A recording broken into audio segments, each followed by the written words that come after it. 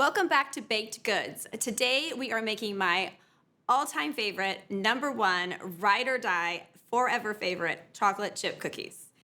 So our brown butter is all done. What a beauty. Amazing. just like magic, you guys. In case you haven't noticed, I really love these chocolate chip cookies. I put them in my cookbook, they're on the blog. They are the best chocolate chip cookies I have ever had, and trust me, I think I have tried them all. These cookies are soft and chewy. They're perfectly crispy on the outside with gooey puddles of melted chocolate on the inside. And the best part about it is there's no chilling time. There's no waiting for the dough to chill in the fridge after you've made it. You can just grab 2 sticks of cold butter and get right to baking. And within 25 minutes, you will be eating the best chocolate chip cookie of your life. Before we start mixing our dough, let's talk about the equipment that you need as well as the ingredients that you'll be using for this recipe. First off, you'll need a stand mixer. I like to use one with the paddle attachment that has this rubber piece attached to the side. This really helps with making sure that all of the ingredients get scraped down inside the bowl. Beyond that, you'll need a nice large cookie scoop and a cookie sheet lined with parchment paper. For your ingredients, we're gonna have all the basics that most chocolate chip cookies have. We have our all-purpose flour, light brown sugar, granulated sugar. We're going to use 1 whole egg and 1 egg yolk. We have vanilla, baking soda, salt, and our secret ingredient, a little bit of cornstarch. And we'll be using 2 sticks of cold, unsalted butter, straight from the refrigerator. Make sure that you do not set it out ahead of time. You want to use it straight from the fridge. We'll cube it up and mix it with our sugars for a nice, delicious cookie dough. And it wouldn't be a chocolate chip cookie without chocolate chips. In this recipe, we are using 3 kinds of chocolate chips. We have a bittersweet chocolate chip, a semi-sweet chocolate chip, and another semi-sweet chocolate chip that's a little bit on the smaller side. If you're more of a chocolate chunk kind of person for your chocolate chip cookies, you can also use a chocolate baking bar, which you'll chop up and use in place of the chocolate chips. We are gonna start by cubing up our cold, unsalted butter and adding it to our mixing bowl. So I'm just unwrapping the butter here. Again, this is 2 sticks of unsalted butter. It's 226 grams if you're using a scale. And I'm just going to cut it up into some rough cubes. Doesn't need to be perfect. We're just trying to get it into smaller bits so that we can cream it together with the sugars. So the great thing about these cookies is you don't have to set your butter out in advance when you feel like having a chocolate chip cookie. You can just grab your cold butter straight from the refrigerator, cube it up, and get started. And within 25-30 minutes, you will be enjoying a luscious, delicious, chewy, gooey chocolate chip cookie. They're so good. I cannot stop singing the praises of these cookies. They are my absolute favorite, and everybody that I serve them to falls fast in love. Okay, our butter is ready, so we're just gonna go ahead and add that to our mixer. Just throw it all in. We've got that paddle attachment on. I'm gonna set this cutting board aside, and we are gonna go ahead and add our granulated sugar to the bowl, as well as our light brown sugar. And we're just gonna give that a mix for about 4 to 5 minutes on medium speed.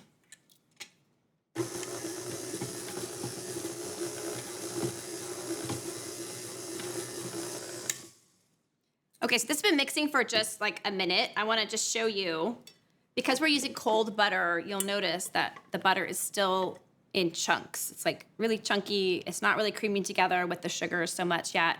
And that's why we mix for about 4 to 5 minutes, because eventually this will all come together. So keep mixing, don't stop.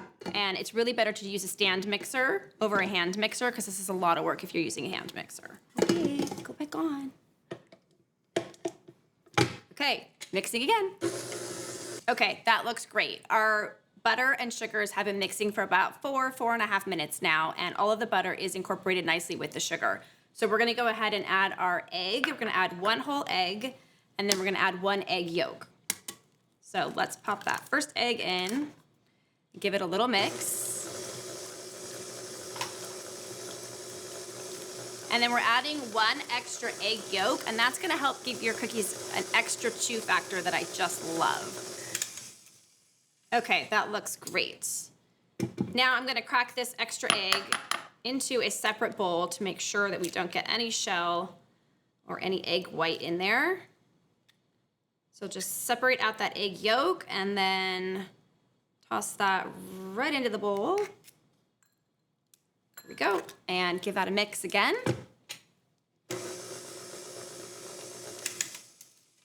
Okay, the eggs are in, and I'm just gonna scrape down the sides of the bowl really quickly to make sure that all of those ingredients are getting incorporated. And then let's go ahead and add our vanilla. So I have 2 teaspoons of vanilla here. You can add up to a tablespoon of vanilla. Sometimes I add more, sometimes I add less, whatever you're feeling like. But the added vanilla gives an extra depth of flavor that makes these cookies really good, so don't skip it.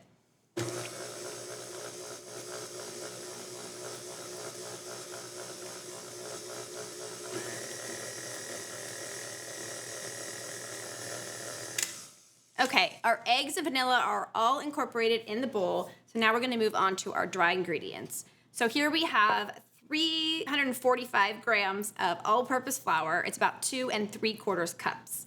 And to that, I'm going to add a teaspoon of baking soda. Not sure why it's sticking. There we go. And we have a teaspoon of cornstarch. This is my secret ingredient that makes these cookies just ever so slightly soft on the inside. It's not a lot of cornstarch. Try not to skip it. It really does add a very nice touch to these cookies. And then we have 1 teaspoon of salt. So all of those ingredients in the bowl, we're just gonna give us a gentle whisk to incorporate all of those dry ingredients together. And then we're going to add that to our mixing bowl in 3 batches. Okay, so starting with our first batch of dry ingredients, right into the bowl. And you're gonna wanna mix this on low speed to start, and then you can slowly work up to medium-low speed.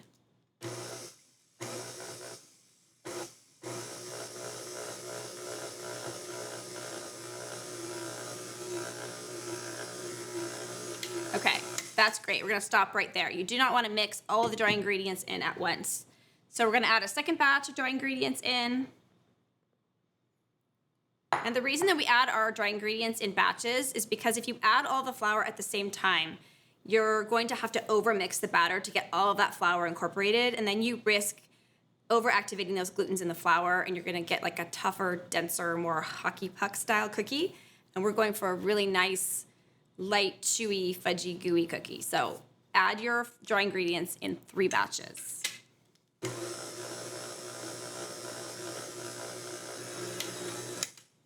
Okay, last batch.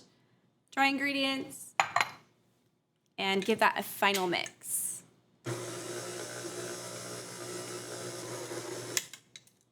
Okay, we're gonna stop right there.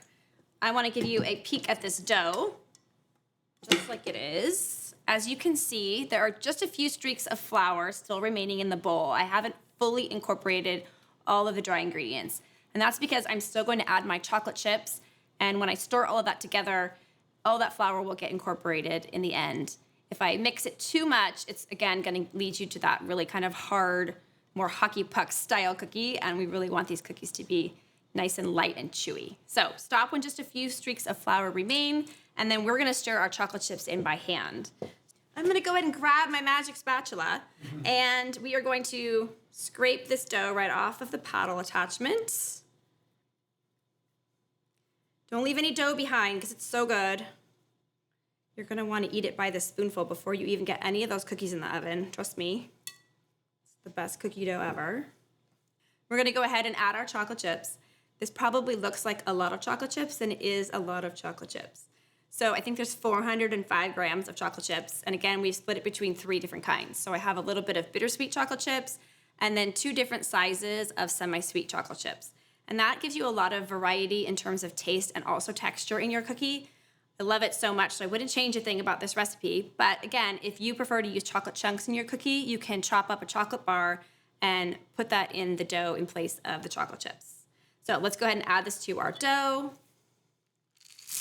All in, whoop! My goodness. All right, it's all in. And we're gonna give that a quick stir. Being careful not to overmix the dough. You want to stir those chocolate chips down into the bottom of the bowl, making sure that they get dispersed nicely in the dough. And this also gives you a good chance to make sure that there are no bits of flour still hanging around in the dough. Okay, so that's it. I'm gonna stop right there. I don't wanna overmix it. As you can see, that is a beautiful cookie dough. It's so delicious, nice and light and fluffy. So good, I have to have a bite.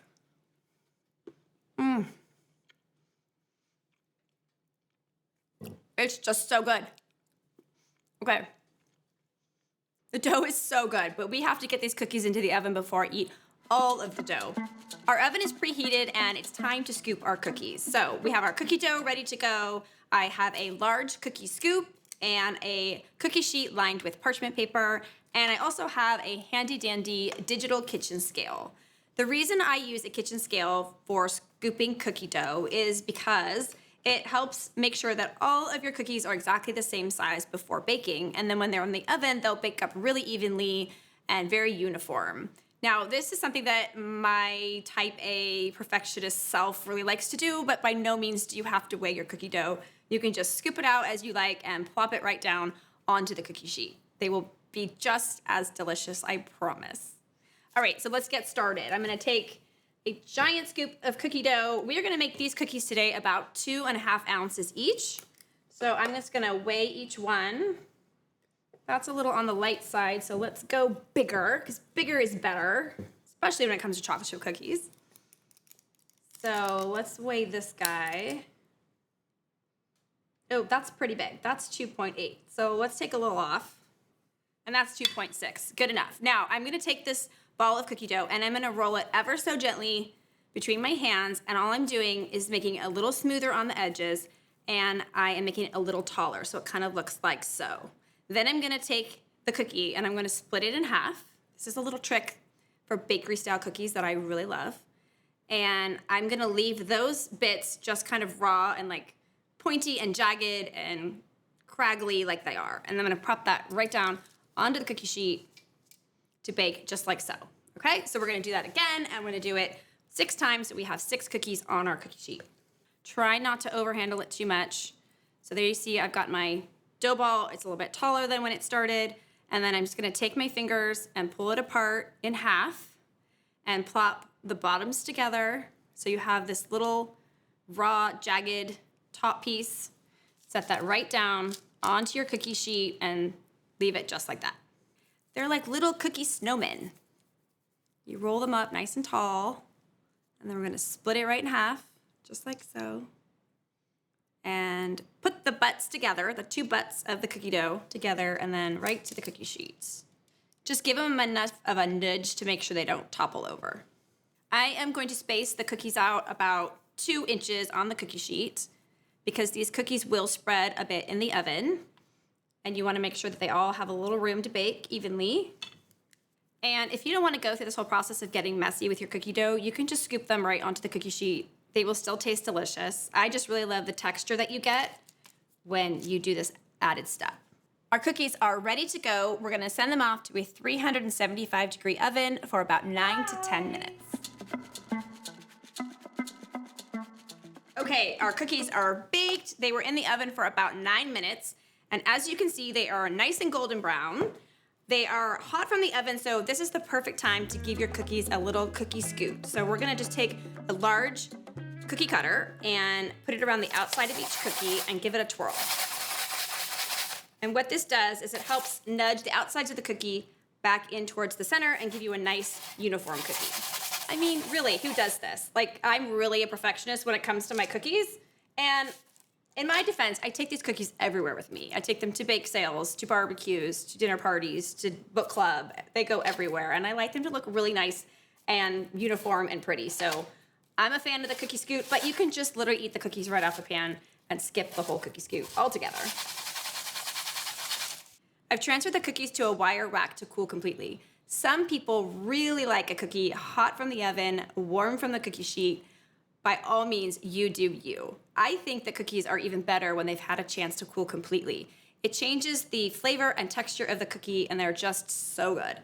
I'm gonna let these cool completely on the wire rack, and then we will dust them with a little bit of flaky sea salt and dig in. As you can see, these cookies are perfectly thick. They're soft and chewy thanks to the cornstarch.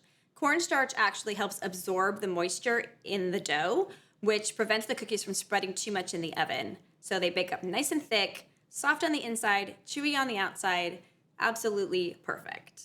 Another great tip for you when you're making chocolate chip cookies is to make sure that you slightly underbake the cookies. When you remove the cookies from the oven, there is the residual heat on the baking sheet, which continues to bake the cookies even as they cool. So just ever so slightly underbake them. They should be set on the edges and slightly golden brown, but then a little bit underbaked in the very center, but not raw. My last tip for you is to make sure that you're adding a little bit of flaky sea salt to the top of each cookie. It really makes the chocolate flavor shine through and enhances all of those delicious buttery flavors in your cookie.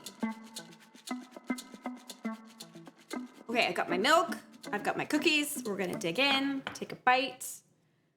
Can't wait.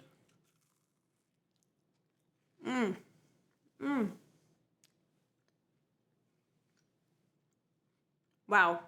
I have been making these cookies for probably about 4 years now. They're in my cookbook, they're on the blog. They honestly never, ever disappoint. I hope you love these cookies as much as I do. You can find the recipe in the show notes below and leave me a comment. I would love to know what you think.